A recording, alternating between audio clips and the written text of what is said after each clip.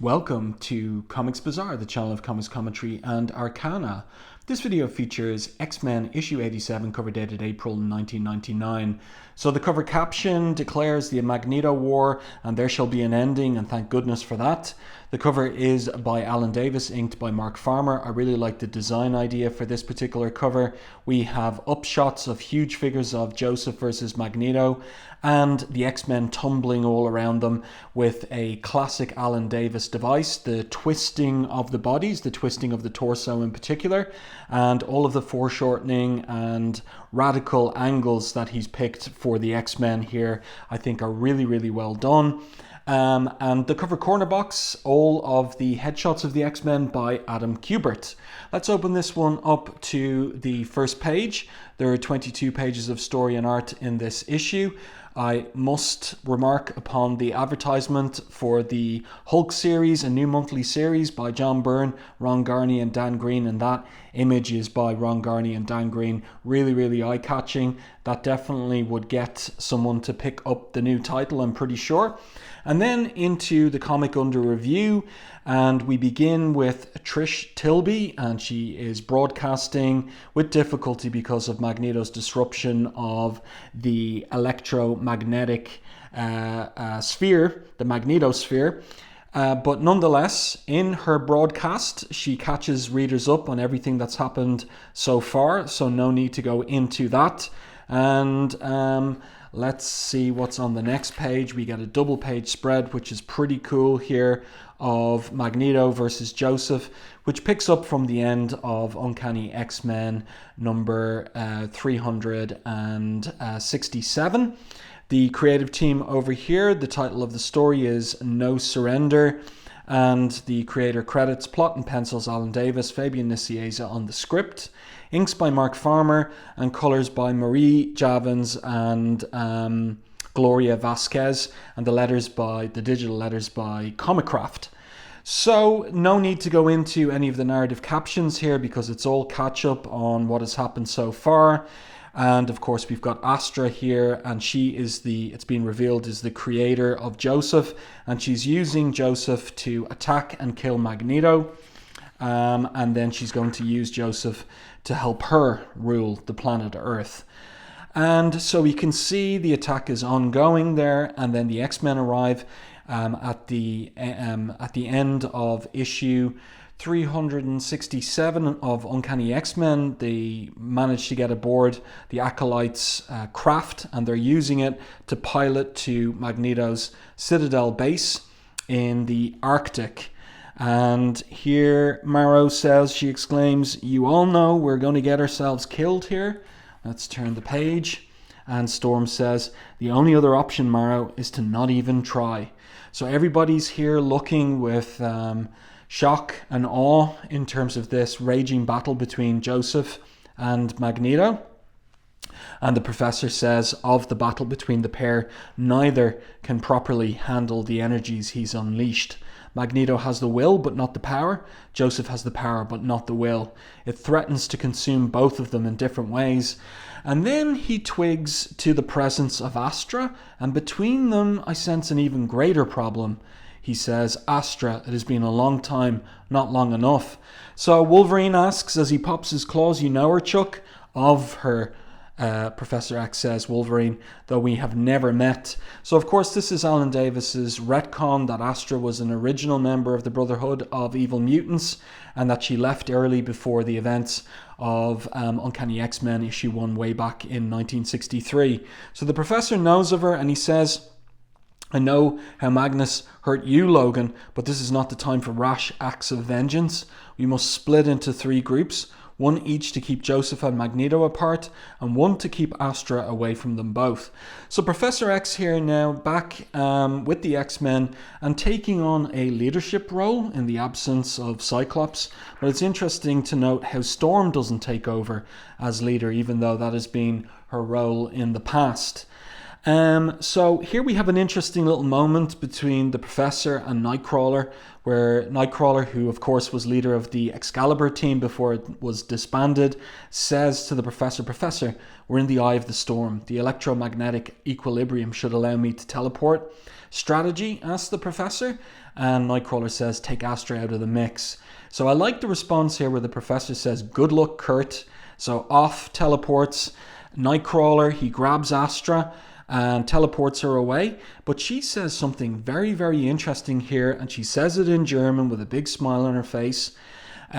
She says, "What I think, Kurt Wagner, is that you grew up as handsome as I expected you would." So that shocks Nightcrawler. He wasn't expecting that, and that is a note to readers that Alan Davis is preparing to explore the mysteries of Nightcrawler's true parentage, perhaps. So she lashes out at Nightcrawler and he punches her out cold. So Nightcrawler, a chivalric character, but not above punching out a woman when necessary. And then one of the other groups of X-Men, a trio led by Rogue here, makes its way towards Magneto, but she drops both Gambit and Wolverine, like the Dutch angle here, as the pair slide along the snow, and she grabs Magneto away from Joseph, and she says to him, "Magnus, it's me, stop this now. Joseph is a good man, and I know that deep down you are too." So of course there's a history between Magneto and Rogue that goes back to the events of the Savage Land, as told in issues 269, 274 and 275 of Uncanny X-Men by Chris Claremont and Jim Lee. But this Magneto is absolutely enraged. He says, "I'm sorry, Rogue, more than you can know." But as you can see, great image there by Alan Davis and Mark Farmer. Really good stuff. The flat colours are okay by Marie Javins, but I think I would prefer liquid on the digital colours. Unsure why they weren't involved in colouring this particular issue. I do think that Alan Davis has a preference for flat colours, so he may have requested flat colours for this chapter of the story, perhaps. So Magneto knocks Rogue away, and then Wolverine attacks him. And you can see that Wolverine has his adamantium claws back. So it's kind of interesting that he would go for a round two with Magneto, given that Magneto ripped the adamantium out of his body back in Adjectiveless X-Men issue 25.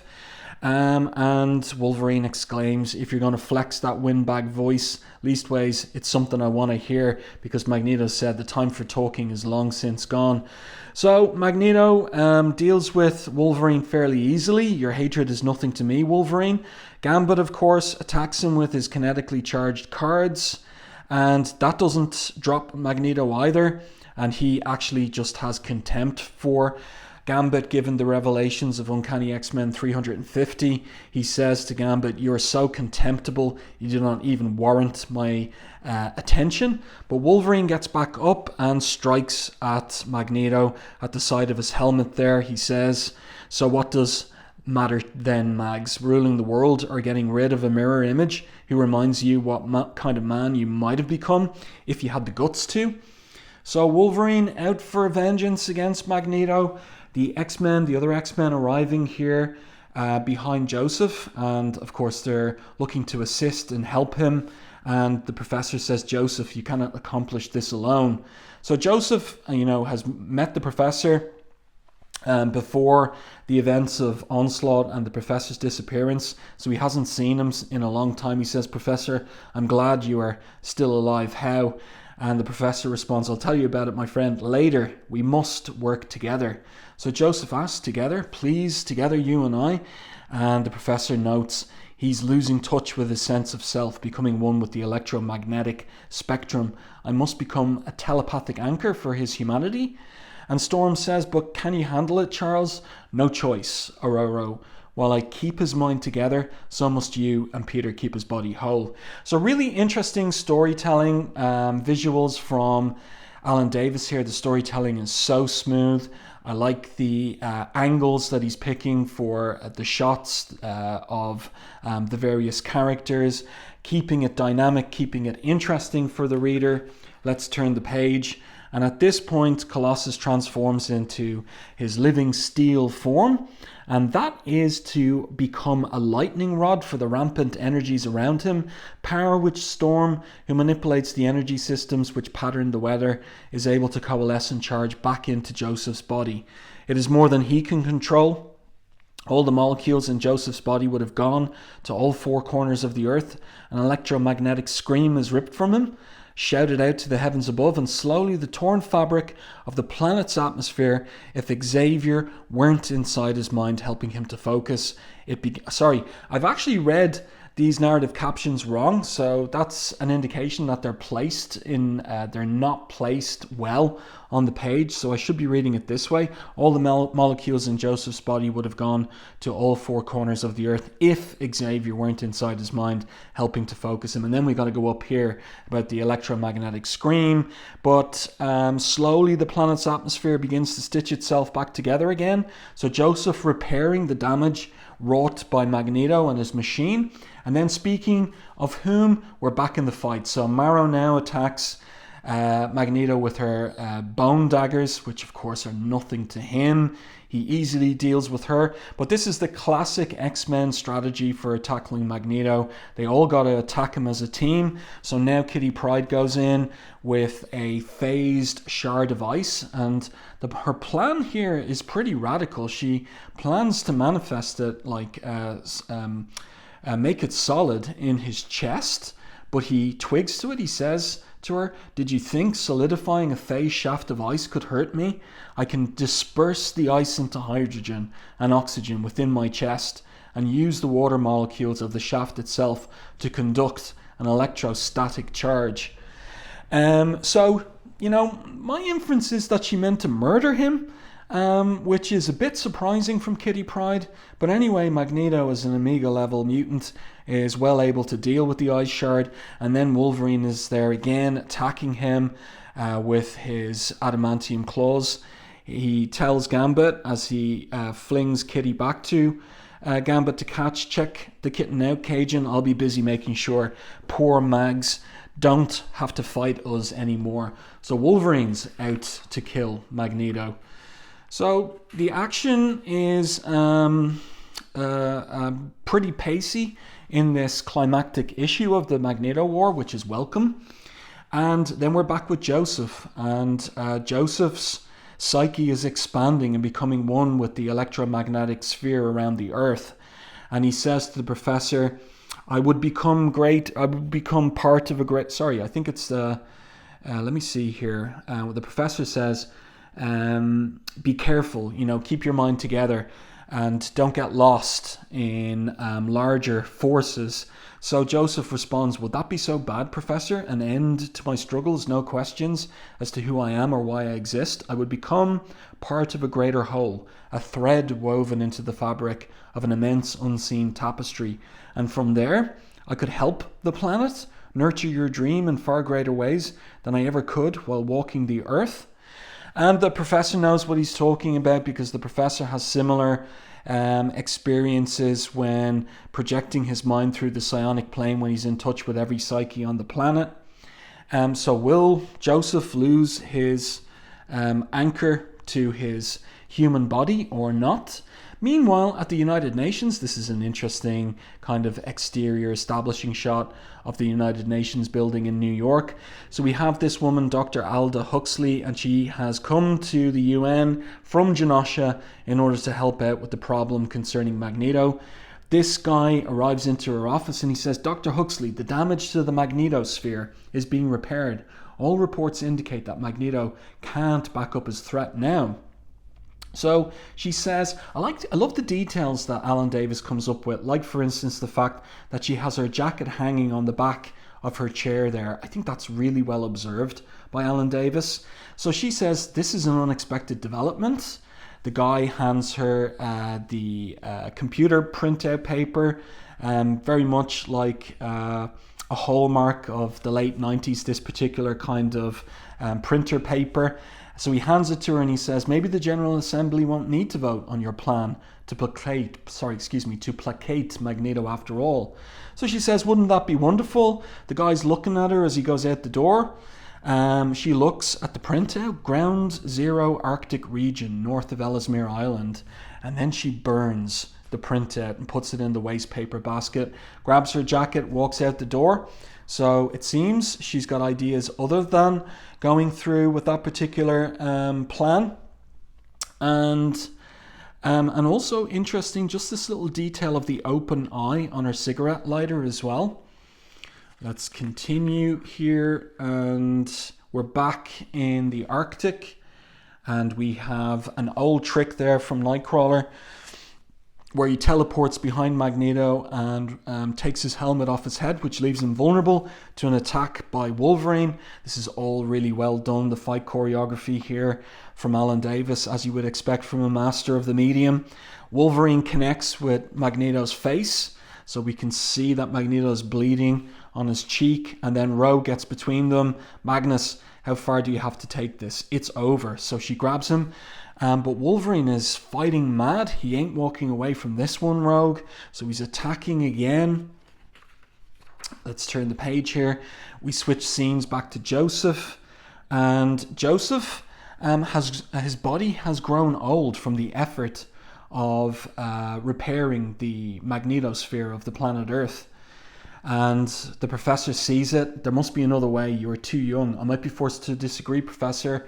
Astra gave me limitless power, he says, but to reach those heights has taken a heavy toll on me. The organic matter she replicated to mimic a human cellular structure is decaying. I'm burning my body out, he says. So Storm says, then stop this now, and the professor pleads, Joseph, you've done all that could be expected of you more. I wish that were true, says Joseph. All of you must leave this tower immediately. Though the magnetosphere is repaired, the mechanisms Magneto used to amplify and focus his powers are dangerously unstable. So he's going to sacrifice his life here, it would seem, in order to ensure that Magneto can't return to his plan. And so he gets a final speech and says, this is for the best, Charles. During all my short life, I've searched for peace of mind, a sense of self-worth, a purpose to my very existence. Knowing I've stopped Magneto's madness and saved all of you to pursue your dream of peace has given my life value. Thank you, X-Men, for everything you've done. And Charles, I hope the relationship we forged during our very brief time together has shown you the way of the future. So he commits a final heroic sacrifice, destroying Magneto's citadel and machine, and it's all over. The last words Charles Xavier hears Joseph whisper in his mind will haunt him in the months to come. You are each but half of a whole. Only by working together will mutants and humans ever be as one. So Joseph's last message then, a poignant one. And then in the midst of the wreckage, look who's up. It's Astra, and she's enraged. You ruined years, okay, months, weeks of hard work, she exclaims. You corrupted my pet, and worst of all, you spoiled my fun. I won't forget this. And interesting, Nightcrawler here doesn't want Astra to go so quickly. Astra, wait, you have to tell me about his parentage, his origins. But she's gone. And Wolverine here is determined that Magneto must die. It's a great upshot of Wolverine, snarling there with his face mask ripped as well. And then Magneto, of course, has survived the explosion of the Citadel. And he says, prepared, if not interested, in finishing our battle. He's prepared but not interested.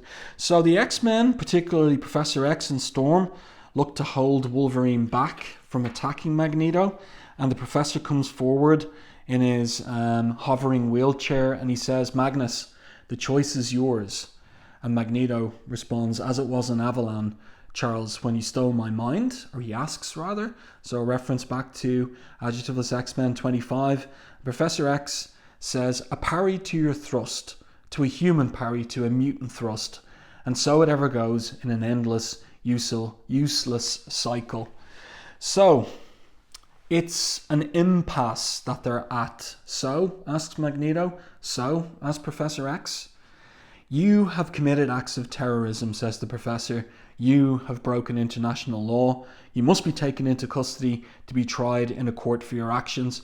So we're back at the situation of Uncanny X-Men 200, except this time the professor doesn't want Magneto to take over as headmaster of the school. Instead, he wants him back in that world court, on trial for his crimes committed against humans. And what is Magneto going to say? Well, he says, presided over by humans serving laws I refuse to recognize. I will leave now, Charles. I will regroup and I will do it all over again. I really like this detail in Davis's art of the wind blowing. And you can see the direction everybody's hair is tousled and blowing there. Really, really well done. We get a shot of close-up on Magneto's eyes, narrowed with determination. There's nothing you can do to stop me short of killing me. So, of course, Wolverine leaps forward out of Storm's grip. That would be my cue, he says, or exclaims. And, of course, his claws are popped there. Magneto's ready for him. What's going to happen? Turn the page. Rogue intervenes once again and pushes Wolverine back from Magneto. She says to him, you can't kill him. And he asks why? Because it ain't how the X-Men work?